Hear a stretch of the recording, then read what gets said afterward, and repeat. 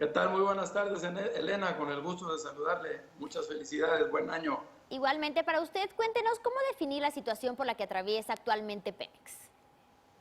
Pues mira, yo creo que el problema que se viene dando es por una falla en el inicio, en el periodo vacacional. Es una falla en donde, desde mi punto de vista, no abastecieron adecuadamente los lugares para donde es el regreso de los vacacionistas. Normalmente se bombea a la Ciudad de México, a Azcapotzalco, a Añil y a todo el Valle de México, antes del día, entre el día primero y el día 10, 12 de diciembre, desde Tuxpan, que es donde entra básicamente toda la gasolina de importación, que es la que va para el centro del país, además de la que produce Tula y Salamanca, es el tema. Pero seguramente los agarró desprevenidos o no tuvieron suficiente producto también en Tuxpan, porque hubo muchos nortes en el Golfo de México en esos días, y cuando hay norte, aunque está la monoboya, los barcos no pueden descargar y no pueden bombear suficiente gasolina.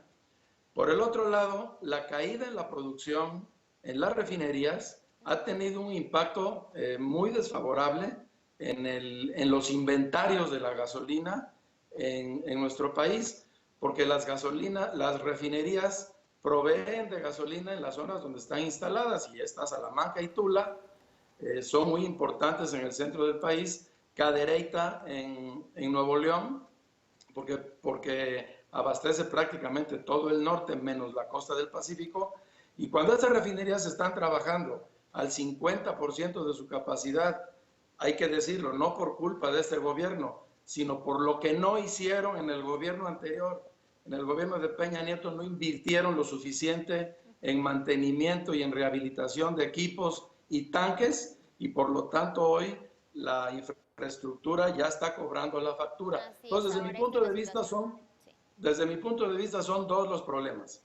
El Bien, problema de la planeación de la logística para atender la demanda de los vacacionistas bien, cuando salen de la Ciudad de México, y luego cuando regresan a la Ciudad a de la Ciudad de México de los México. distintos lugares de origen, que son donde la gente se fue de vacaciones. Y todo esto se da solamente en 2 días. El 1 y el 2 de enero es cuando la demanda crece a más del doble Y Juan, de lo que normalmente se hace en un día. Entonces, si con antelación no se suministró el producto, pues entonces empezó a haber escasez.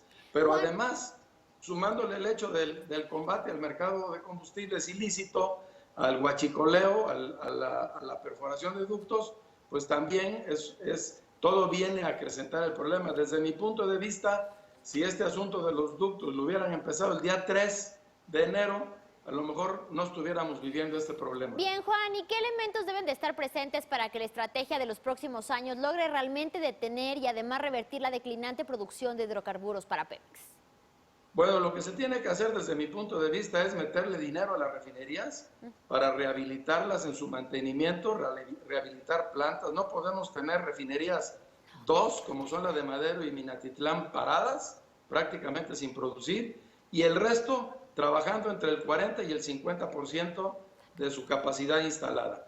Eso es una cosa importante. Y la otra cosa importante es meter el sistema SCADA al Sistema Nacional de Ductos para detectar caídas de presión y que automáticamente funcione cierre de válvulas y paro de bombeo para evitar la fuga o el robo de producto a través de los ductos. Y para Los ductos es mejorar, el mejor elemento.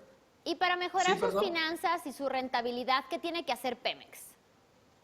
Pues eso, producir gasolinas en condiciones de mayor competitividad, más eficiencia, y además transportar la gasolina por ducto. Es la manera más barata de hacerlo y sobre todo más segura. Imagínense que ahorita el 80% de la gasolina que se distribuye en el país se hace por ducto. Una parte se hace por barco y la otra se hace por carrotanque, que es ferrocarril, y autotanques, que son pipas que andan en las carreteras. Imagínense ustedes todo ese volumen de combustible, casi 900,000 barriles diarios por pipas en todas las carreteras. Sería una locura. Bien, Lo que tenemos que hacer es mejorar el Sistema Nacional de Ductos, sí. hacerlo más eficiente ponerle los sistemas para el control del robo, marcar gasolinas para identificar en dónde están vendiendo las gasolinas robadas, cancelar concesiones de franquiciatarios que se presten a este negocio ilícito, tal y como lo hicimos en el gobierno del presidente Fox cuando implementamos el programa del combate al mercado ilícito de combustibles, en donde hubo muchas personas denunciadas, más de 180 personas denunciadas al interior de Pemex y afuera también. Juan, se cancelaron muchas estaciones de servicio, etcétera. Sí. Precisamente usted menciona lo que se hizo durante el gobierno de Vicente Fox, sin embargo sabemos que es durante ese gobierno y también el de Felipe Calderón donde se disparó mucho más el robo de combustible. ¿Qué cree que hizo posible que esto sucediera para que se disparara exponencialmente el robo de combustible durante las últimas administraciones? No, no fue así. El robo de combustible se venía dando. El problema es que no se combatía. Y cuando en mi cargo nos dimos cuenta de que estaba sucediendo eso de inmediato, yo entré en el año 2003 a principios, y en mayo de ese año se estableció el operativo en donde trabajó en él el señor Gers Manero cuando era secretario de Seguridad Pública en aquel gobierno, el licenciado Macedo de la Concha, el Aprofeco también ahí con Carlos Arce. Todos hicimos un operativo muy importante para evitar el robo en las terminales, en las refinerías, en los ductos, en las pipas. Un operativo muy grande que se hizo desde entonces por primera vez en la historia. Y ahí fue donde se descubrió este problema tan severo para el país. Bien, le agradezco muchísimo, Juan Bueno Tenorio, por esta conversación y estamos al pendiente de qué ocurre en los siguientes días con el desabasto de la gasolina. Gracias.